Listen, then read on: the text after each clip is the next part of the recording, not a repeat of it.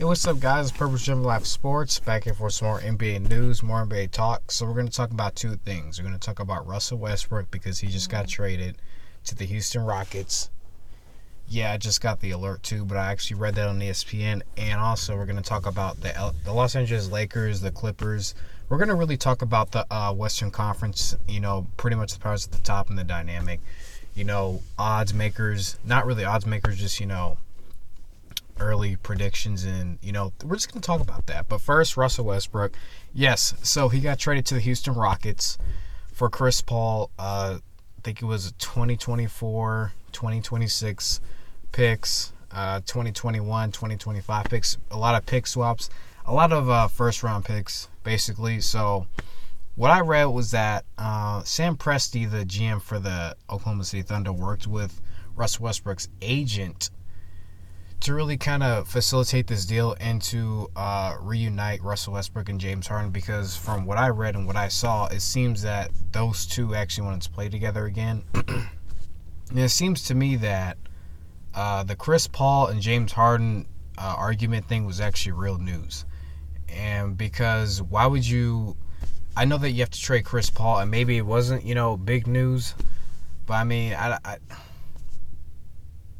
that's a big deal having to trade Chris Paul, and then the big contract with Russell Westbrook and the contract with Chris Paul, which is probably going to be one of the things that Oklahoma City is not going to be happy about. But you never know what Oklahoma City is going to do. For Oklahoma City, I don't know if they won this trade, but they did get a whole lot of draft picks, so they probably did win. The only thing is, I don't know what they're going to do with that contract for Chris Paul, because he does have 3 years left, and probably going to be biting on the luxury tax just because of his huge, the big implications on that deal. But for Russell Westbrook and James Harden, all I'm going to be looking for is, how's the ball movement going to work? Who's going to sacrifice? Because those two really are guys who aren't really great off-ball movers. They're usually ball-dominant people who need to have the ball to be successful, to make plays. So what I'm going to be looking for is, can they be successful when one of them doesn't have the ball? What are they going to be able to do without the ball? They're going to be setting screens. Are they going to be doing, things of that nature? Because to me, if one of them sacrifices, if one of them is doing great without the ball, I think being a guy who can move without the ball is a big thing in this league that guys need to learn about. And to me, when guys, when guys aren't really great in that sort of respect, it kind of, to me, it hinders them as a great player. So I don't think there's much else I can say about it. Do I think it's going to be successful? I'm not really sure. I didn't think the Chris Paul and James Harden thing was going to be very successful. It turned out to be not too bad of a combo, even though at the end they kind of didn't want to run it back, because Chris Paul just got traded. But it just remains to be seen.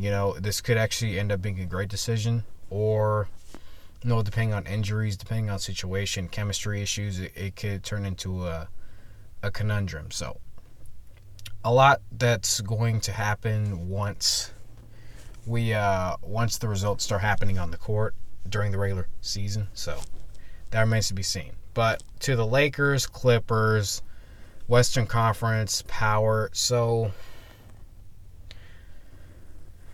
to me, this season is going to be very exciting because not only is it wide open, but we have a lot of competition in the Western Conference especially. The East isn't, to me, I don't like when people say the East is super weak. I think it has gotten a lot stronger, especially after LeBron has left. It's made it more competitive. But Kawhi did leave, so there's going to be basically a power shift into, because to me if he came back to the Raptors, we already knew who would have been like the best team. Doesn't matter what Philadelphia did. And I heard that comment that James Ennis of Philadelphia made, saying that they're going to walk through the Eastern Conference. To me, they're an accident waiting to happen. And look, I'm not a hater of Philadelphia. I don't really buy into that team. And to me, when you say things like that, it just really puts a target on your back. You don't see Joel Embiid saying that. You don't see Ben Simmons saying that. Those are two guys who really need to work on. Joel Embiid's got to just stay healthy, first off. And then Ben Simmons, if if you have even a mid-range jump shot, if you can make free throws, to me that's better because you don't have to just shoot the three ball. I wish there's more guys like Kawhi who would shoot mid-range, because mid-range is actually a weapon that if you're not hitting the three ball, you should be able to utilize. Not just jack up a whole bunch of 3-point shots. So even if he has a mid-range, to me, Ben Simmons becomes a more effective and a player that you have to worry about. Kind of like Kobe, because Kobe was never really a great 3-point shooter. He was very serviceable, but he did his damage from mid-range, even though he was in a kind of a different era back then, a little bit, a few years ago, where 3-point shooting wasn't as big of a deal. But back to the Western Conference. So you got the Lakers at the top with the Clippers. I consider the Clippers, to me, to be the best team because that team, besides Kawhi and Paul George, has really played together. That's the same core that's played together for the last 2 years.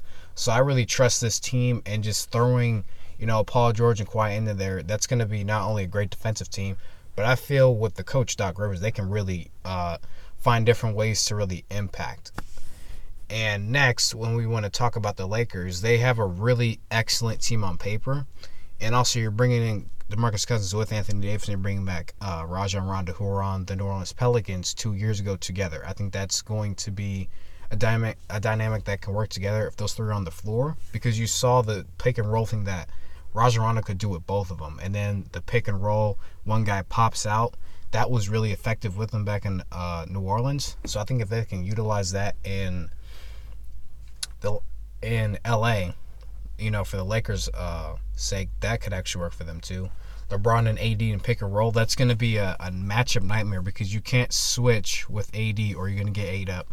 But then you can't switch with LeBron, you're going to get ate up as well, because LeBron, even at his advanced age, can still drive to the rim and get any shot that he wants. And he's a very good mid-range shooter.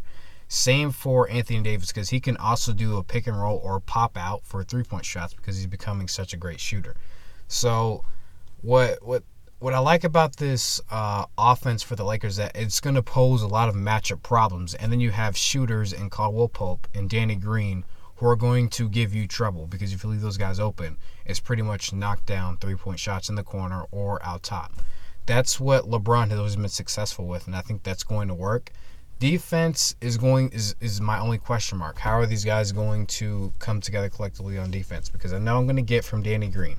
I know what I got from AD, because AD does not matter. He's going to make plays on the defensive end every night, because he alters shots, he blocks shots, he gets rebounds. I can also say that for JaVale McGee, because to me, JaVale McGee actually makes an effort on the defensive end. He was actually leading the league in blocks for all the way up until, I think, mid-December, and then he kind of trailed off. So that's the only thing to me. I think Kyle Kuzma could actually be a really good defender, because to me, because of his size, and he's actually a really smart guy. That's why you go to college for 3 years, because then you learn the game better. He can actually, to me, he could be a guy who could switch a lot of pick and rolls and things of that nature, because he's 6'9". He's actually got pretty good size. He looks to be pretty strong. He could get stronger though, so that's one thing. It's just I want to see if this team can actually play defense. That's my only question for them. Now for Houston, I just talked about the Russell Westbrook thing, but to me, Russell Westbrook is actually a very, I would say borderline, I would say he's an excellent defender, because he doesn't really get beat off the dribble. That I've seen too many times. He does have trouble a lot of times with different point guards, but to me, he doesn't have a lot of trouble that I've seen so much. Does get a lot of steals. He was up there with Paul George last year, and I think this year as two guys in the top 5 in steals. They're actually really smart defenders. So I think that's going to work as another guy who can, defend next to James Harden. Houston is a very good defensive team. They just were very consistent last year, but you remember the year before, they were like a top 5 defensive team.